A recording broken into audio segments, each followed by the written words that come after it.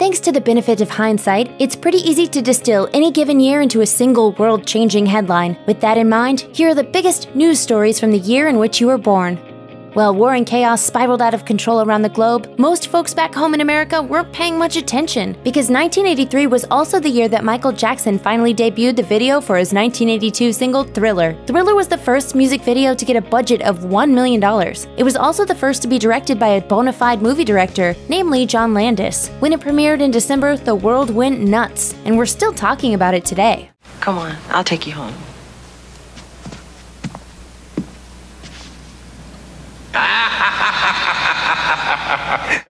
In a year filled with sectarian strife, assassination, and murder, India's worst disaster came when an industrial accident in the town of Bhopal killed more civilians than 9/11. The Bhopal chemical disaster remains the worst industrial accident in history. A screw-up at the US-owned Union Carbide pesticide plant resulted in a cloud of toxic gas escaping into the city, where it killed somewhere between 3,800 and 16,000 people and left hundreds of thousands permanently disabled. Most of them are still fighting for compensation.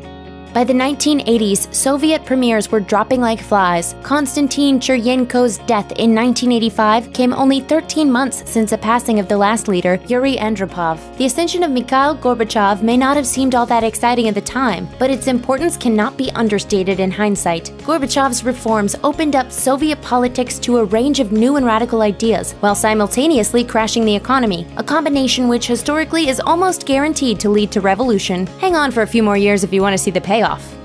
In the early hours of April 26, 1986, reactor number 4 of the Chernobyl nuclear plant exploded. It was the worst nuclear accident in history. We were recently stricken by a disaster, the Chernobyl nuclear power accident. It deeply affected the Soviet people and disturbed world opinion. 49 people were killed during the event itself, while somewhere around 4,000 deaths are attributable to radioactive fallout. 340,000 were permanently evacuated from their homes. Vast swaths of Ukraine and Belarus are still uninhabitable today.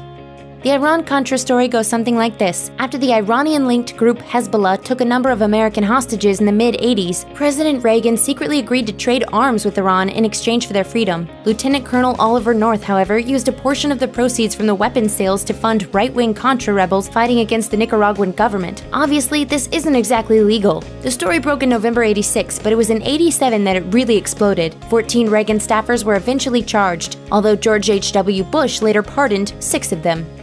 As Pan Am Flight 103 passed over the small Scottish town of Lockerbie on December 21, 1988, a bomb smuggled aboard by a Libyan terrorist exploded. The aircraft blew apart, killing all 259 on board and raining fiery wreckage onto the town, leading to the deaths of 11 more people. To this day, it remains the deadliest terror attack on EU soil. But it wasn't until July 1990 that anyone admitted Pan Am 103 had been brought down deliberately, and Libya wasn't named as the culprit until 1991. The fall of the Berlin Wall on the night of November 9th turned out to be the death knell for the Soviet Union. After the wall came down, revolutions sprung up in communist Czechoslovakia, Bulgaria, and Romania. In 1990, Ukraine and Estonia followed suit. By 1991, the Soviet Union had been consigned to history, Yugoslavia was disintegrating, West and East Germany had been reunited, and democracy had taken hold from the Baltic to the Adriatic. Your government seems to be changing every day. Where do you think it's going? That's the government's problem, he says. All in all, it was one of the most important events of the 20th century. Nelson Mandela wasn't informed about his own impending release until the night before it took place. According to NPR, he was so taken aback by the news that he asked to stay for another week. But the government refused, and Mandela, after 27 years in prison, found himself with fewer than 24 hours to prepare for the biggest moment of his life. Mandela's walk to freedom has become nothing short of iconic. Mr. Mandela, who has walked his first steps to freedom into a new South Africa, now on his way to Cape Town. It was the event that sparked the beginning of the end of 300 years of white minority rule in South Africa and gave the 90s a hell of a kickstart. In 1990, Saddam Hussein sent his troops across Iraq's southern border and annexed Kuwait. For the next half a year, US-led coalition troops massed along Kuwait's border. On January 16, 1991, the Gulf War kicked off. Just 2 hours ago, Allied air forces began an attack on military targets in Iraq and Kuwait. Over the next 6 weeks, Iraq's armed forces were obliterated by the Allies. Iraq lost somewhere between 8,000 and 100,000 troops, while the coalition lost only 300. Perhaps even more significantly, it was this conflict which convinced Washington that invading Iraq in 2004 would be a cakewalk.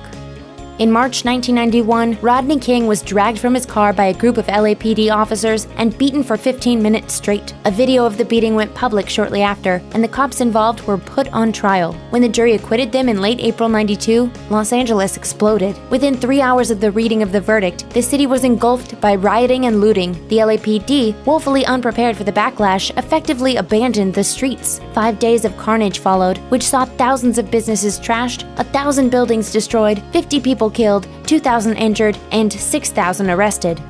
On February 28, 1993, ATF agents raided the compound of the Branch Davidians' religious sect outside Waco, Texas. The raid soon became a standoff and turned into a full-blown siege when the FBI got involved. For the next 51 days, the world watched as the Davidians tried to keep the feds at bay. How many gunshots did you hear? It was quite a few, you know. I couldn't really say how many it was, but he knew it was something that wasn't normal. At 6 a.m. on April 19th, FBI agents fired tear gas into the compound, intending to storm it. Instead, however, the whole compound went up in flames. By the time the smoke cleared, at least 75 Davidians, including 25 children, were dead. Waco became a defining moment for the FBI and changed the public's perception of the federal government forever. On April 6, 1994, a plane carrying the Hutu president of Rwanda was shot down over the country's capital. Hutu extremists blamed the Tutsi ethnic group and instigated a genocide as revenge. In 100 days, over 800,000 people were killed in a series of systematic and efficient reprisals against the Tutsis. The names of those who were to be killed were read out on the radio, while lists and weapons were handed out to gangs. Since the government logged everyone's location, the militias tracked down their targets with ease. The Rwandan Genocide finally ended on July 4th, when the Uganda-backed Tutsi RPF army captured Kigali. They subsequently invaded what is now the Democratic Republic of Congo, sparking another major war that would end up killing 5 million people. Exactly 2 years to the day of the Waco fire, far-right extremist Timothy McVeigh enacted a vicious attack against the government by parking a truck filled with explosives outside a federal building in Oklahoma City. At 9:02 a.m., it exploded. The resulting death toll of 168, with several hundred wounded, remains by far the highest of any domestic terrorist attack in U.S. history. McVeigh was apprehended 90 minutes after the explosion on a lonely highway south of Oklahoma City. His execution in 2001 was the first to be enacted by the federal government in nearly 40 years. On February 29, 1996, Bosnian Serb forces finally lifted their siege of Sarajevo. At 1,425 days, it still remains modern warfare's longest siege. By this time, just under 120,000 people had been killed in the breakup of Yugoslavia. The lifting of the siege of Sarajevo, which came when Bosnia's Serbs finally abandoned the city, marked the beginning of the end of the conflict. 1997 was the year in which the world was stunned by the death of Princess Diana. On August 31st, she left the Ritz Hotel in Paris with her lover, Dodi Fayed. Pursued along the streets of Paris by a gang of photographers, her car lost control and slammed into a concrete pillar. Diana, Fayed, and their driver Henri Paul were all killed. Diana, Princess of Wales, has in fact been killed in that car accident in Paris just a few hours ago. Diana's death caused Britain to collapse in grief. It also nearly toppled the royal family, who were criticized heavily for their perceived indifference to her passing. Vigils took place across the world, from South Africa to Israel to Russia, and pretty much everywhere in between. It's estimated that 2.5 billion people, almost half the world's population, watched her funeral. By the time the Good Friday Agreement was signed on April 10th, the Troubles in Northern Ireland had killed over 3,600 people and left another 50,000 injured. The 30-year conflict had seen massacres in Northern Ireland and led to a number of terrorist attacks across England, including one in 1984, which nearly killed Prime Minister Margaret Thatcher. To end all that and create a stable, power-sharing government in Belfast was arguably one of the most remarkable political achievements of all time.